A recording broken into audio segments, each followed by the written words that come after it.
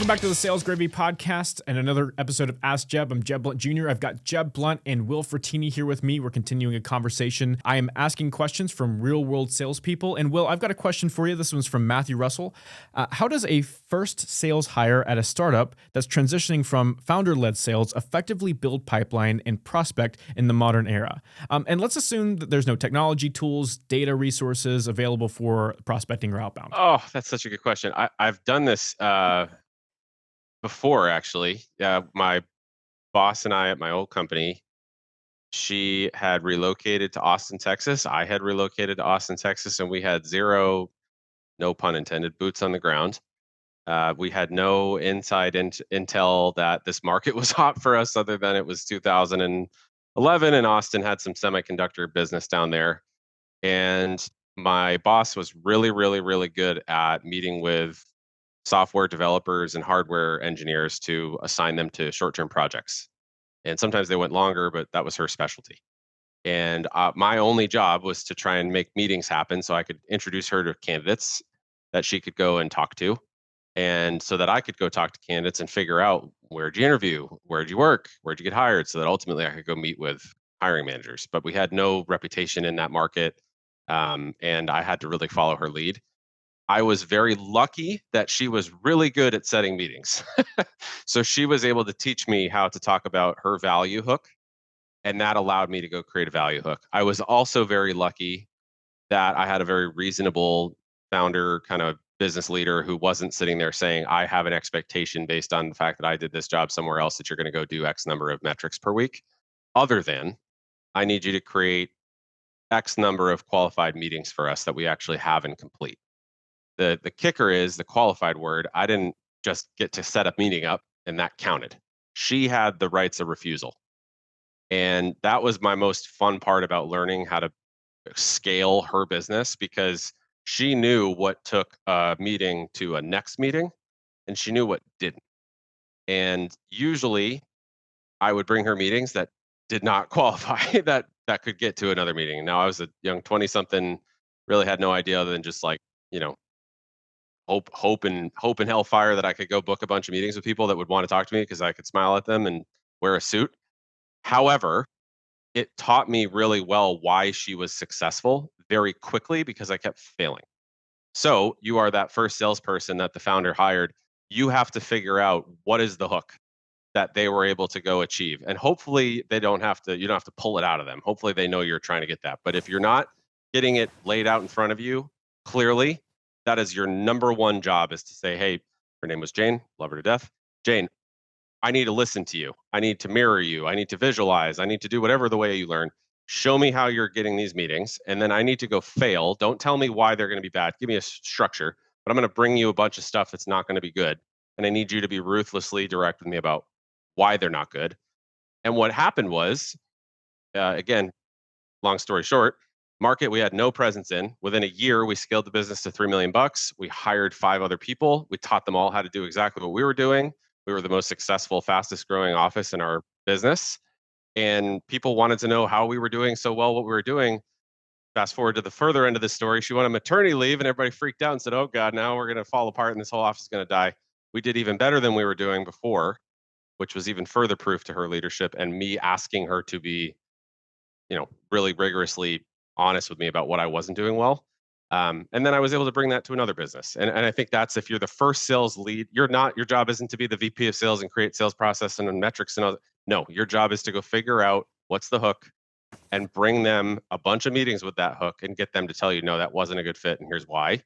And then you can scale around that. And then you get to your call metrics. The last thing was that call metric that we knew from the jump, I needed to go have a bunch of meetings with people that actually didn't convert.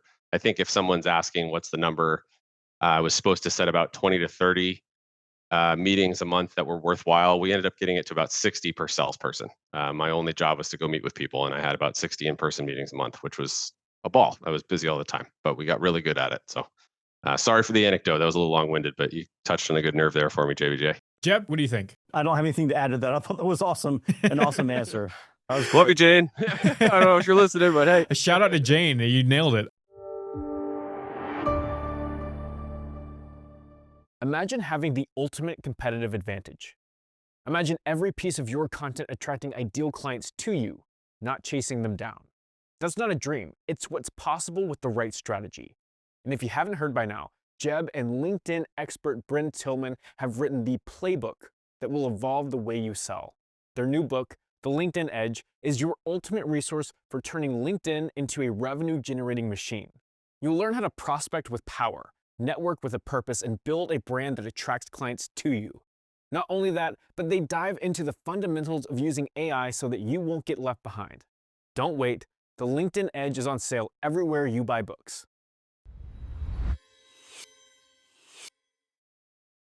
Jeb, I got a question from Victoria Walker. Victoria asks, if your company has just started outbound outreach, how long should it take to build the metrics and learn what works, especially in a niche market? So a good paired question.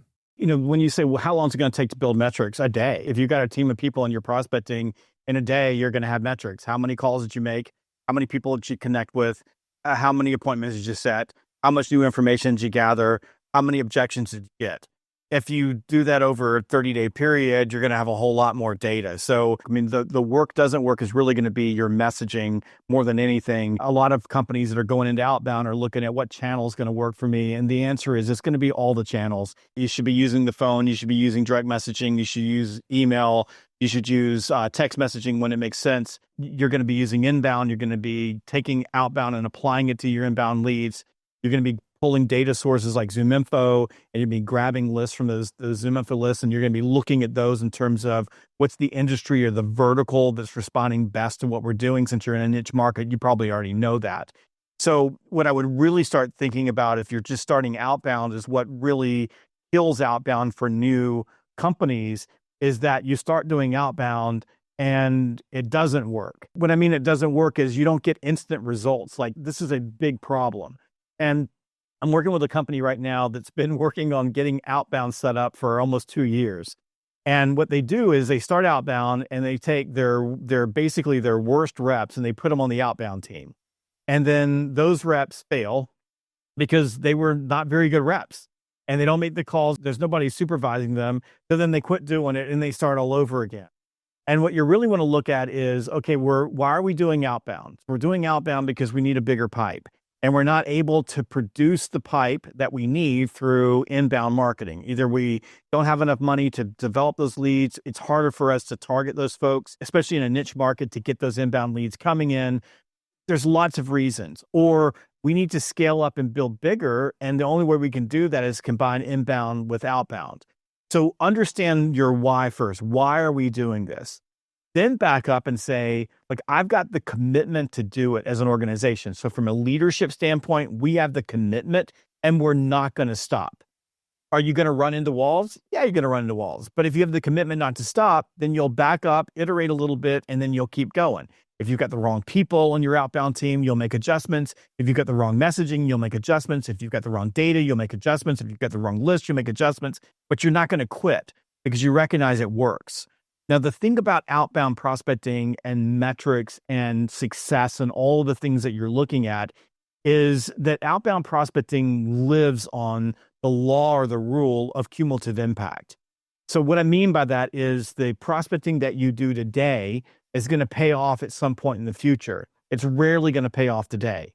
So we use at Sales Gravy and Fanatical Prospecting a concept called the 30-day rule, which means the prospecting you do in any 30-day period has a tendency to pay off over the next 90 days. That means that you have to keep prospecting every single day to get that rolling cumulative impact. So when you start looking at it from that standpoint, from an outbound standpoint, you need to start looking at a longer period of time. So you want to look at, say, we're going to run outbound prospecting really hard for 30 days, and we're going to look at what's happening in our pipeline. And then we're going to do it again, then do it again, then do it again, then do it again. And then based on those pipeline changes or pipeline build, then you can begin making small, tiny, little bitty adjustments, almost always around messaging and timing and targeting. They're going to get you better and better results. If you stick with it over a 12-month period of, like, if you keep pushing, then you're going to start seeing the pipeline build and build and build and build and build and build. And it'll change the way that you look at your metrics. So instead of looking at the metrics, thinking what's working and what's not working, You're looking at the metrics probably more like an elite sports team where you're watching game film and you're making tweaks in your approach so that you incrementally you're getting more. So in other words, maybe, last month you put 5 good deals in your pipeline.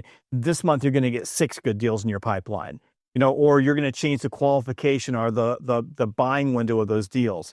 So I would be, as I said this, and I'm talking around in circles around it, I would say I would be very, very careful about, I'm looking for metrics that are going to tell me that I'm moving in the right direction. That doesn't mean that the data is not important. I'm not discounting that you need those metrics, but statistically you need lots and lots of calls, like thousands of calls to be able to pull the metrics that you're looking for. But what I find in practice, when organizations are ramping up outbound, they get wrapped up in looking at the metrics rather than paying attention to the fact that they're doing it in fits and starts, and they're not taking advantage or getting the advantage of the cumulative impact of having the commitment to their why in the first place, why we're doing this first place. Do not stop. Once you have that, easy to iterate and get great success from your outbound effort. I have one question for Will. Hit me. Okay, so Delvis Huerta, I can barely see because I have my glasses on. This is back to the outbound prospecting, the last 2 questions. Delvis says, one challenge I've encountered while using Zoom Info is that some contacts express surprise and even concern when I call on their personal cell phone. They often ask how I obtained their number, which can lead to an awkward conversation and make it harder to establish a connection. And there's not a salesperson out there who haven't done that. Like you picked up the phone, you've called somebody, and they're like, how'd you get my number? How'd you get my information? And a lot of salespeople lock up in that moment because they don't know what to say. So whether you're you're taking over from a founder or you're starting out of the new outbound, team in your company, you're going to run into this problem. I'm going to give you my answer at the end of this, but let's see what Will has to say. We've talked about this before. My biggest favorite thing with cold calling is you're looking for a pattern interrupt. You're looking to startle and, almost surprise your buyer when you call. Your favorite response to your opening pitch is, who are you? What is this? How'd you get my number? That is your permission to say what you just said clearer and slower and keep going forward. And if they really are upset about you calling them on the phone number that they've put in their email signature for business, which is the only way we have someone's cell phone, for the record, that is the only way we have it. If they are really unclear about that's what I'm frustrated with, we got to work on the sales pitch. We got to work on that opener. But that is a gift, to be clear. When someone says, how'd you get my cell phone number? That is a pattern interrupt gift. Jeb, I got your cell phone number because I'm reaching out to you because I heard on your team that you guys are looking to grow into the software space. And what I hear when people are trying to do that is there's a lot of noise from people trying to train them on how to make their sales team better. And there's a lot of people that think that it doesn't actually work and it takes a lot of their focus away from growing. So what I would love to do when I'm not catching you out of the blue on your cell phone is set some time. That is exactly what you want to have happen when someone gets that. How'd you get why are you calling? Who are you again? And yes, I'll give one more plug to Jane Lazak. That was what we did when we got someone to say, who are you? We said the same exact thing we had just said, slower, simpler, and more directly, and ushered the conversation forward. And that metric of meetings that turned into more qualified buyers was almost always correlated to that person who's like, who the heck are you? Wonder why? Because they're listening. They're actually turning their brain onto you and they want to know who the heck you are. You might have upset them or caught them off guard, but that is that pattern interrupt that you will learn about if you read all of Jeb's 17 best-selling books. Yeah, I love that. That's very good. That's the Obi-Wan Kenobi prospecting gambit, right? It's the, these aren't the droids you're looking for. I've got a similar response. It's a little bit different than yours, but it's similar. When I'm calling or one of my people's calling and someone says, how'd you get my number? The response that I give them is, I got it right out of the CRM. And the reason I'm calling you is to grab some of your time because, and I just go right into the reason why they should meet with me. So a very similar way of doing it, but I give them an answer. I got it right out of the CRM. It's amazing. Once you say that, they don't do anything. They don't say anything at all. So 2 really good ways to handle that question. And JBJ, back to you after this bonus Ask Jeb question at the very tail end of our podcast. Thank you so much, Jeb. And thank you for listening to the Sales Gravy podcast and another episode of Ask Jeb. If you're listening right now on YouTube, give us a like. If you're listening on the other platforms, 5-star reviews or leave us a review. Those matters a ton to our team, and it means a lot for our algorithm, and it helps us reach more salespeople to help them sell more. So give us those 5-star reviews and give us a like on YouTube. We'll catch you next time on the Sales Gravy podcast. Hey, I'm doing a happy dance because you watched this video. Make sure that you click like and subscribe so that you never miss one of our amazing sales training videos.